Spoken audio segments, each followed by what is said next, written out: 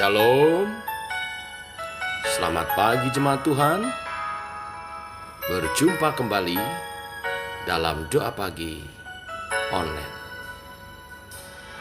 Mari kita dengarkan yang bisa ikut memuji Tuhan. Naikkan bersama-sama pujian Ajarku Percaya dari Oil Worship.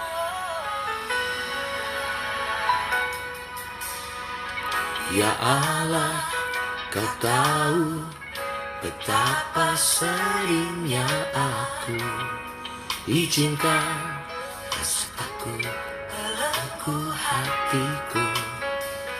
Ya Allah, Kau tahu begitu mudahnya aku lupakan pertolongan-Mu bagiku. Berulang kali telah Kau buktikan melepaskanku dari kesukaranku. Ajarku percaya kebesaran kuasa-Mu yang sanggup lakukan hal mustahil bagiku.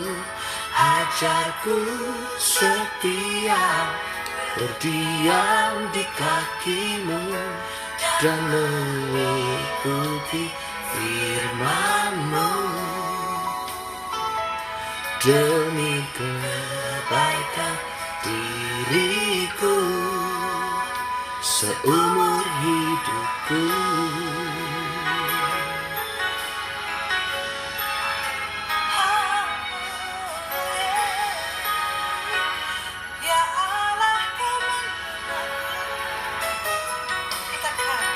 Ya Allah, Kau tahu betapa seringnya aku izinkan belenggu hatiku. Ya Allah, Kau tahu begitu mudahnya aku lupakan pertolongan-Mu bagiku. Berulang kali telah Kau buktikan melepaskanku dari kesukaranku. Ajarku percaya kebesaran kuasa-Mu yang sanggup lakukan yang mustahil bagiku. Ajarku setia berdiam di kaki-Mu dan mengikuti firman-Mu demi kebaikan diriku seumur hidupku.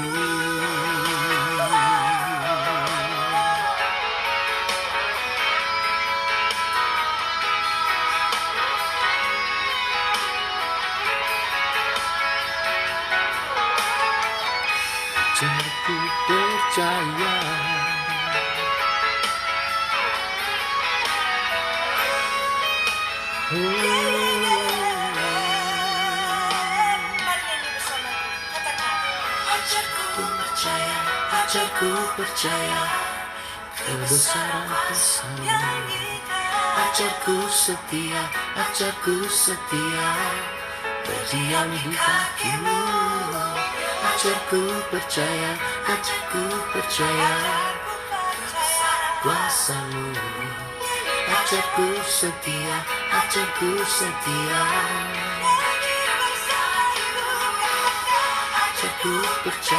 Ajarku percaya kuasa-Mu. Ajarku setia berdiam di kaki-Mu. Ajarku percaya kebesaran kuasa-Mu. Ajarku setia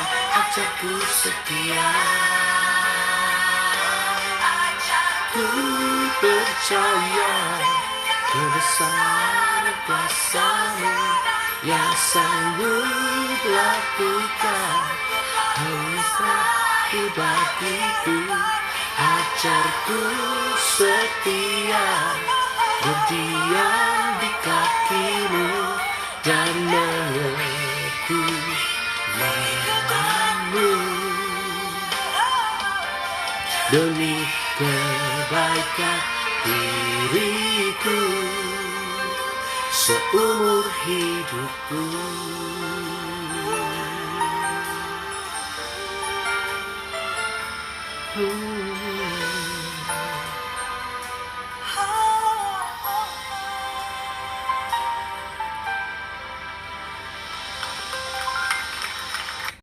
Pujian yang sangat indah.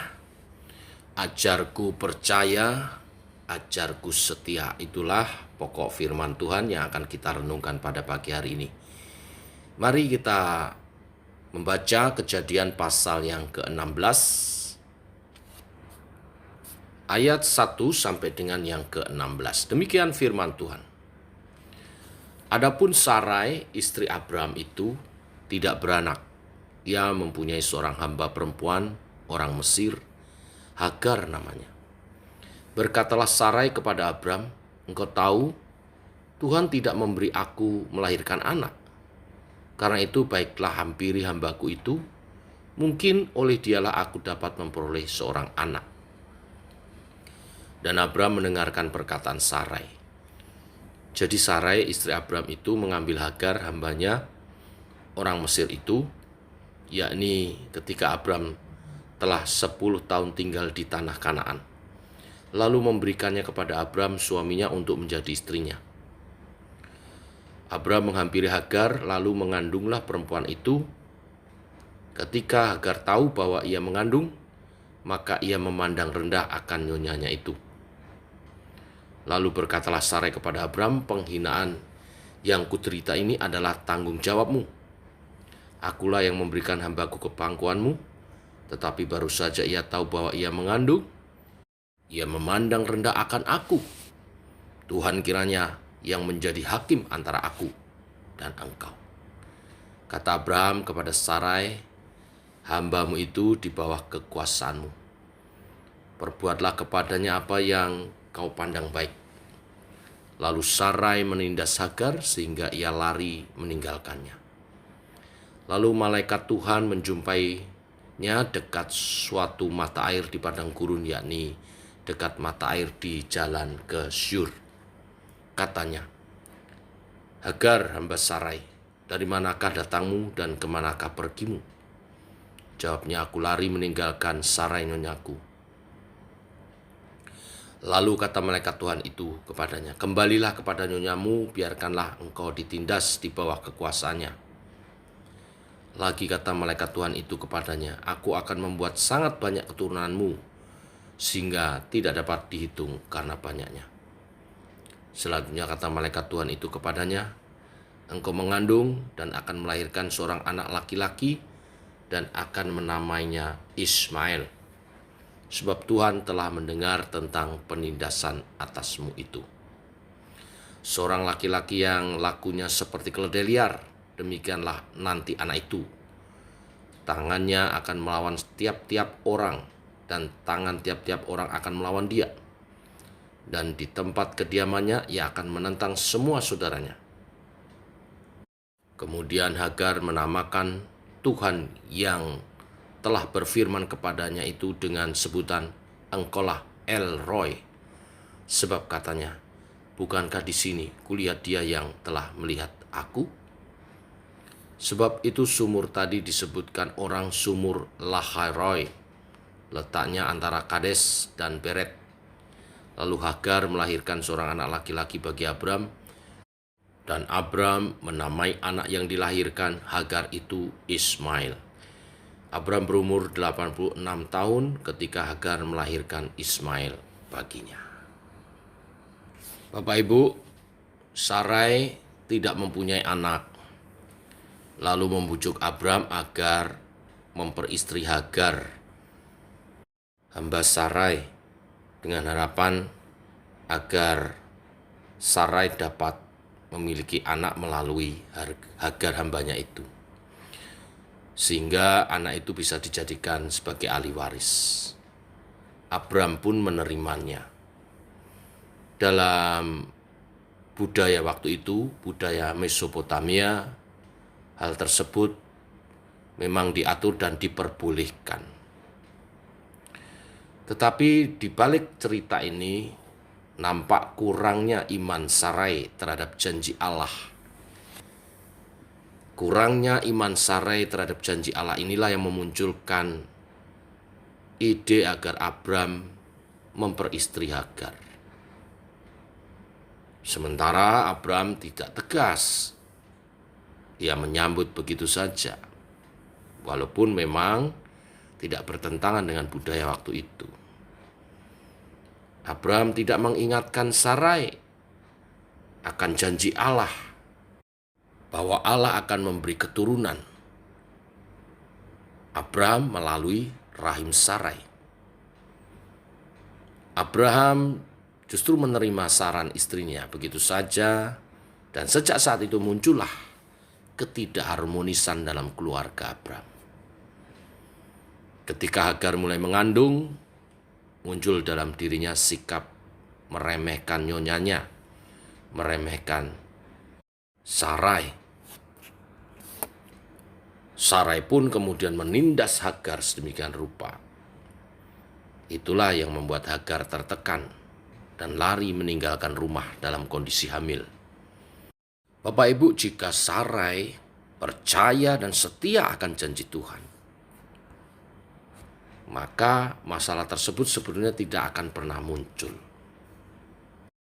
Nah, Bapak Ibu jemaat Tuhan, pagi hari ini kita belajar firman Tuhan tentang percaya dan setia.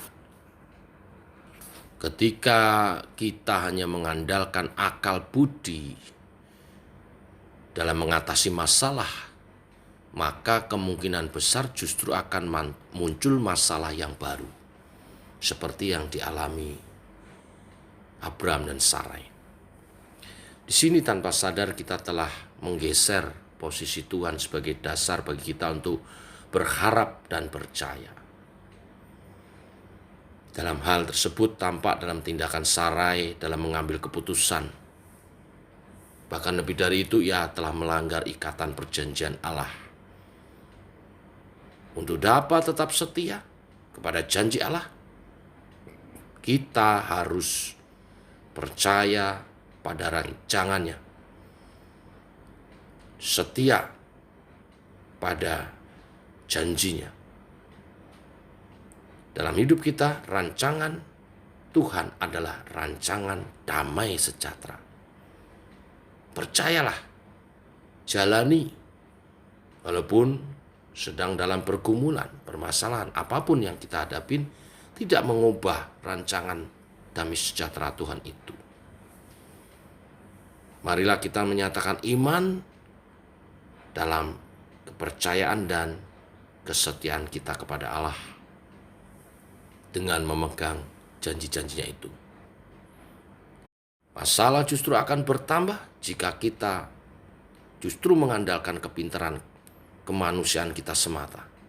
Ada banyak hal di luar kemampuan kita sebagai manusia. Mengandalkan diri, kemampuan, kepandaian justru membuat kita lupa untuk mengandalkan Allah. Mari belajar percaya dan setia. Itulah arti mengandalkan Allah dalam menyikapi setiap masalah kehidupan kita. Khususnya pagi hari ini, bicara tentang masalah keluarga. Tuhan memberkati. Mari kita berdoa. Bapa, kami bersyukur oleh kasih dan anugerah Tuhan. Pagi hari ini kami boleh bangun dalam keadaan sehat. Semua karena kasih setiamu. Ajar juga kami setia. Kami percaya seperti firman-Mu hari ini, bahwa rancangan-Mu adalah rancangan damai sejahtera di dalam Tuhan Yesus Kristus, Tuhan dan Juru Selamat kami. Ajar kami percaya dengan kami setia berpegang kepada janji-Mu itu. Lalu kami tahu dalam menjalani hari demi hari kami tidak luput dari pergumulan masalah kehidupan. Tetapi biar kami memegang janji-Mu dan bersandar kepada pimpinan Allah Roh Kudus, kepada kebenaran firman, bukan kepada pemahaman pemikiran kami sendiri. Budaya atau nilai-nilai hidup bermasyarakat memang baik, tetapi sebagai umat Tuhan kami harus menempatkan firman Tuhan lebih dari segala nilai-nilai kehidupan dan budaya. Tuntun kami Allah Roh Kudus, hidup seturut kebenaran-kebenaran firman, dan berpegang kepada janji-janji Tuhan. Di hari yang indah ini, kami berdoa secara khusus bagi keluarga-keluarga dari umat Tuhan. Limpahkan kasih Tuhan, sehingga setiap keluarga hidup dalam kerukunan, kasih sayang, keharmonisan, suami istri, orang tua anak, mertua dan menantu, sehingga terpancar keindahan. Seperti firman-Mu mengatakan, sungguh alangkah baik dan indahnya bila saudara hidup rukun bersama. Kesanalah Allah memerintahkan berkat-Nya. Firman-Mu digenapi atas rumah tangga daripada setiap umat-Mu yang pagi hari ini berdoa bersama dalam doa pagi online. Tuhan memimpin oleh hikmat-Mu, oleh pimpinan Roh Kudus-Mu. Kami berpegang kepada janji Tuhan dan firman-Mu. Rumah tangga kami diberkati. Kami juga berdoa Tuhan untuk penghidupan dari umat-Mu. Berkati usaha pekerjaan setiap umat-Mu. Yang berdagang Tuhan berkati. Yang membuka tokonya Tuhan berkati. Membuka showroomnya Tuhan berkati.